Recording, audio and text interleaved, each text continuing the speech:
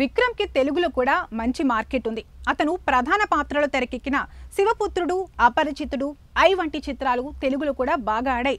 ప్రతి సినిమాకి తన బెస్ట్ ఇస్తాడు విక్రమ్. అతని లేటెస్ట్ మూవీ తంగలాన్కి కూడా ప్రాణం పెట్టి పనిచేశాడు.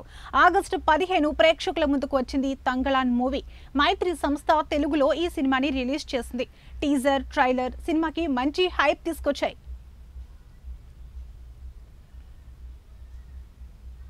మొదటి షోతోనే సినిమా పాజిటివ్ టాక్ ను రాబట్టుకుంది. దీంతో ఓపెనింగ్స్ కూడా బాగా వస్తున్నాయి.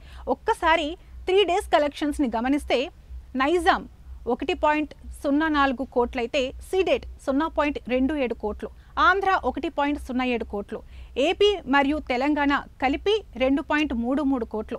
తంగలాన్ చిత్రానికి 4 కోట్ల రూపాయలు థియేట్రికల్ బిజినెస్ జరిగింది. ఈ సినిమా బ్రేక్ ఈవెన్ కావాలంటే 4.25 కోట్ల రూపాయల షేర్ను రాబట్టాలి. 3 రోజుల్లో ఈ సినిమా 2.33 కోట్ల షేర్ను రాబట్టింది. బ్రేక్ ఈవెన్ కి ఇంకో 1.92 కోట్ల షేర్ను రాబట్టాల్సి ఉంది. మొదటి 3 రోజుల్లో తంగలాన్ పర్వాలేదనిపించింది. ఆదివారం రోజు కూడా బుకింగ్స్ బాగా జరిగే ఛాన్స్ ఉంది. సోమవారం కూడా కొంతమందికి రాఖీ పండుగ హాలిడే ఉంది కాబట్టి మంచి షేర్స్ రావచ్చు.